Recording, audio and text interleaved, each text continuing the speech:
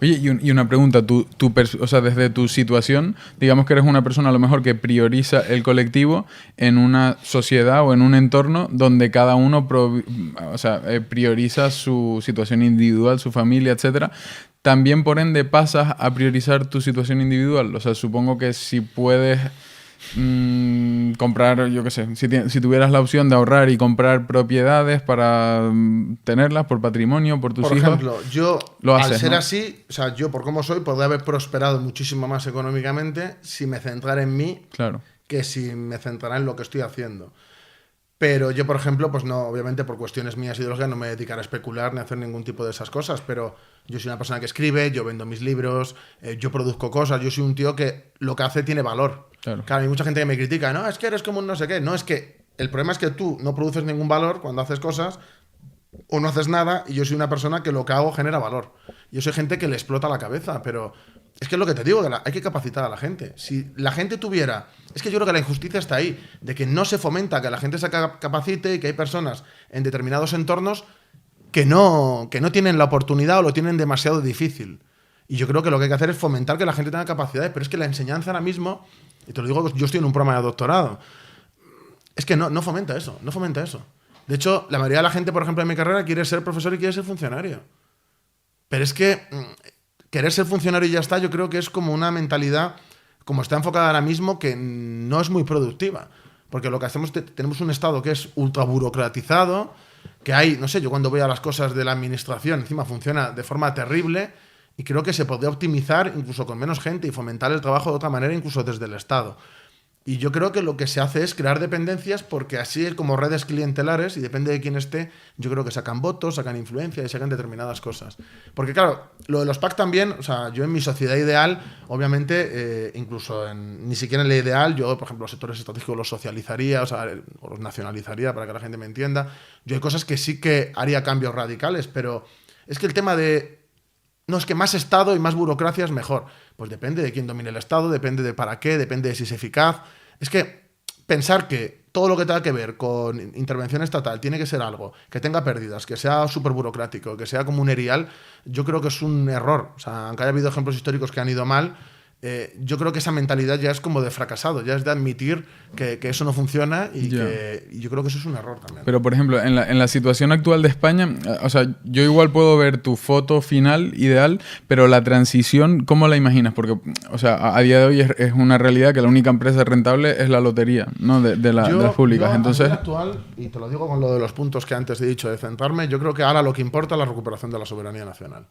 Porque cualquier medida que queramos tomar, por ejemplo, con la inmigración, las fronteras, etcétera, sin soberanía nacional no podemos cambiarlo. Ni desarrollar la industria, ni volver a tecnificar el campo y que eso empiece a funcionar.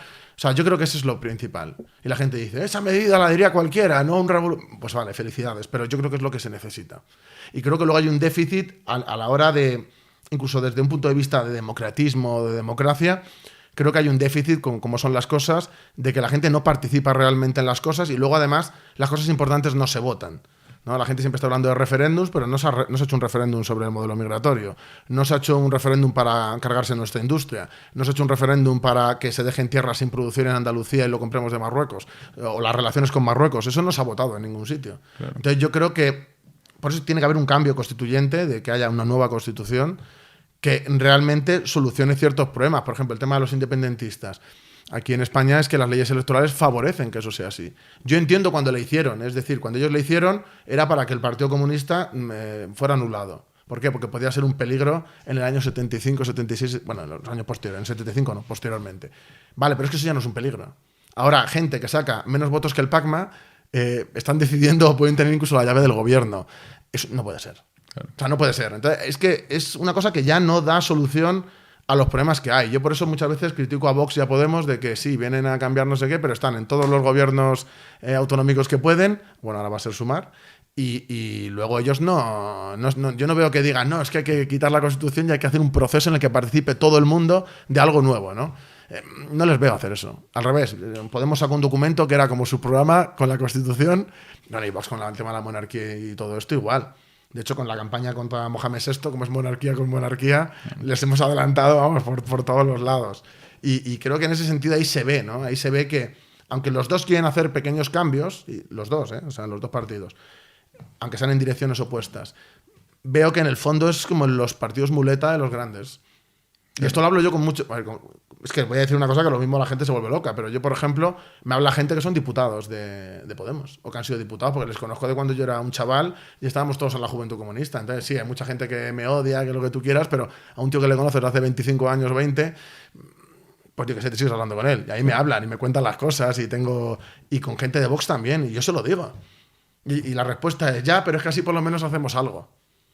Pero esa es la respuesta. Y luego hay mucha gente que me dice, no, si a mí me gustaría lo de los packs que dices tú.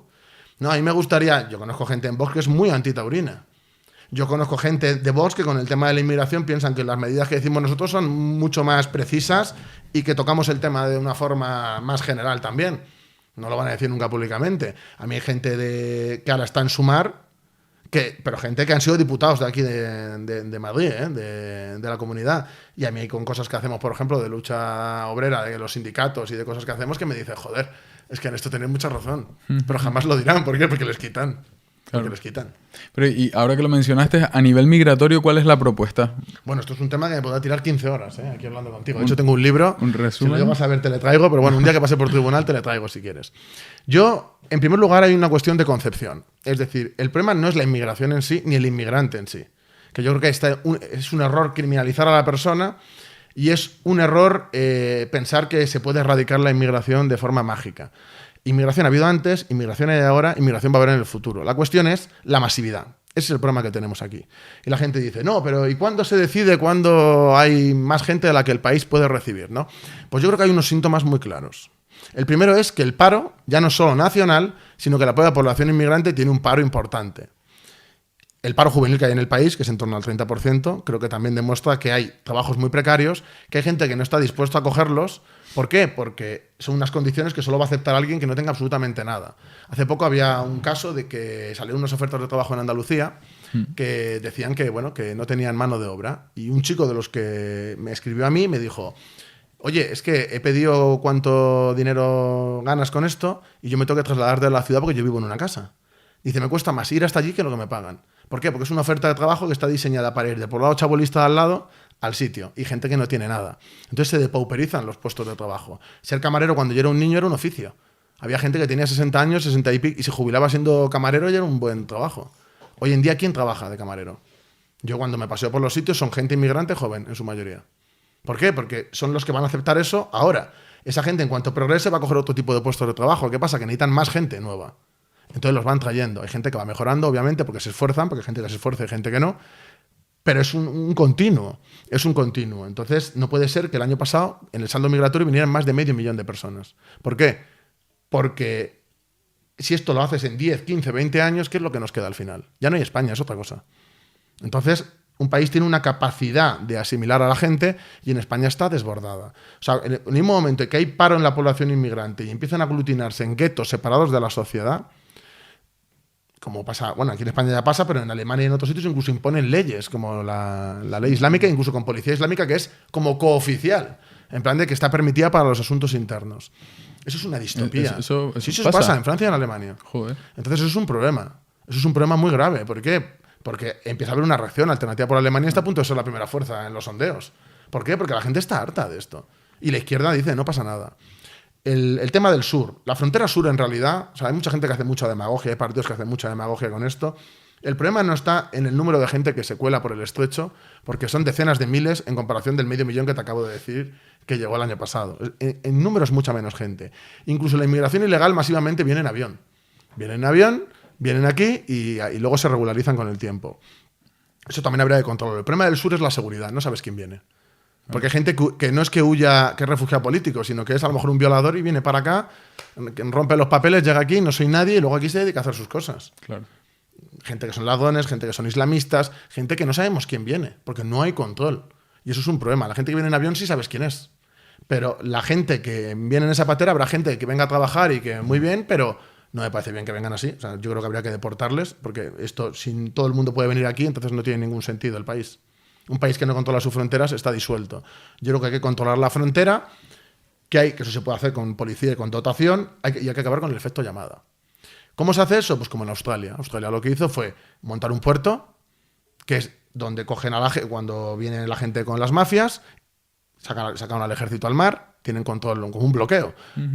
Chalupa o patera que llega, la cogen, bajan a los inmigrantes, los llevan al puerto seguro, de allí los mandan directamente a su país, es decir, el índice de éxito ahora de llegar allí es 0. A los mafiosos los meten a la cárcel y les hunden los barcos. ¿Qué pasa? Que los primeros años hubo muchas intervenciones, pero una mafia es una empresa. Es como una empresa. No se cansan, es que no ganan dinero. Entonces, claro, si no ganan dinero, pues se ponen a hacer otra cosa. Claro. No hay muertos en el mar. Y en el Mediterráneo no paran de morir. ¿Qué es lo humano? ¿Acabar con la mafia y acabar con eso? ¿O el discurso este de las ONGs de no, es que todo el mundo tiene cabida aquí y que sigan muriendo en el mar? Claro. Yo creo que lo de Australia. Y yo es lo que propongo aquí. Bueno, yo y mucha más gente, no solo yo, pero es que esto es una cosa que en cuanto lo dices eres nazi. Entonces hay que tener cuidado. A mí es que ya me da igual, yo estoy curado de espanto. Yo lo que pienso lo digo. Y si le gusta bien y si no, pues que me linchen, me da lo mismo. Claro. Sobre los visados, hay que dejar de entregar tanto visado. No puede ser que vengan en ese balance más de 500.000 al año, no es normal. Y luego lo que hay que hacer es fomentar que los trabajos tengan unas condiciones dignas y hacer que la juventud que está en el paro y los 3 millones de parados que tenemos, pues ir metiéndoles. Obviamente te voy a decir una cosa.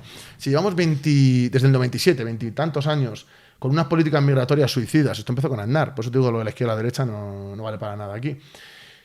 Y con natalidad exactamente igual, ¿qué es lo que pasa? Que obviamente cuando tomemos medidas para solucionarlo va a haber un retraimiento a nivel poblacional y a todos los niveles. Es decir, eso va a pasar.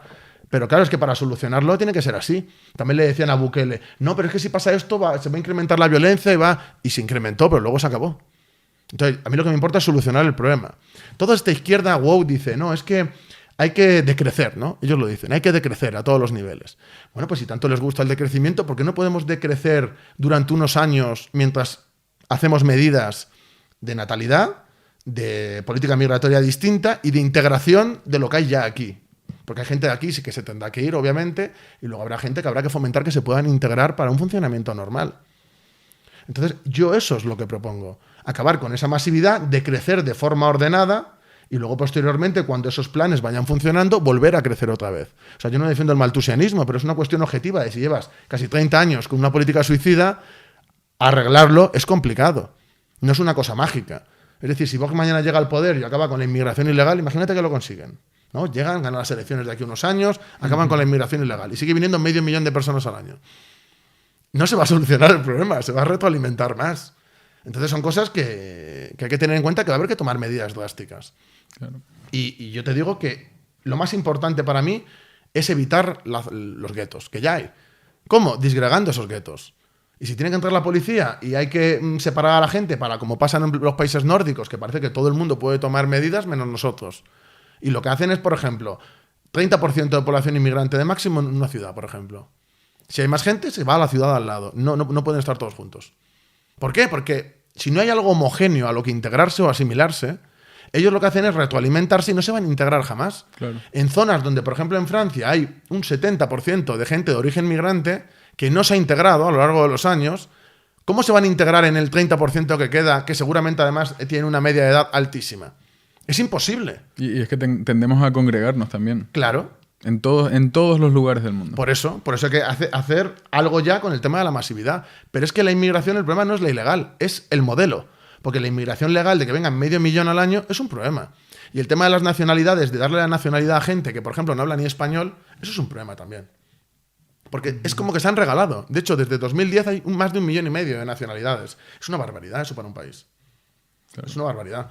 Entonces hay que tomar... mi objetivo con el libro es poner la cuestión migratoria en el centro del debate y que se debata sobre ello. Ese es el objetivo, ¿eh? O sea, más que de medidas, que también hablo, yo hablo de análisis del fenómeno como es ahora y por qué hemos llegado aquí. Y las políticas que se hacen ahora. Y es un problema grave. Es que fíjate si es grave que la ONU o otros países, para calcular, por ejemplo, cuántos inmigrantes hay en un país, lo calculan en base a la gente que no ha nacido en el país. En España, por ejemplo, no se hace así.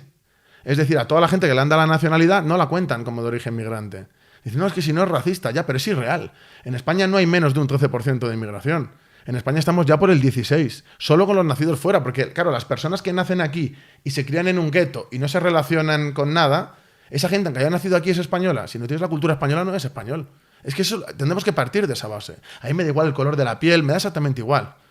Pero es una cuestión cultural, es una cuestión étnica. La cuestión es, si tú te has criado aparte y no tienes nuestra cultura, no funcionas como funciona nuestra sociedad, tú realmente no eres de aquí. No estoy diciendo que no pueda vivir aquí, pero es que ¿por qué hay que darle la nacionalidad a gente que no es de aquí? O sea, es como despreciar ser español, como todo el mundo puede ser español, y eso es un error. Y el desequilibrio también a nivel económico, a nivel fiscal, sanidad, Claro. en muchos niveles es tremendo.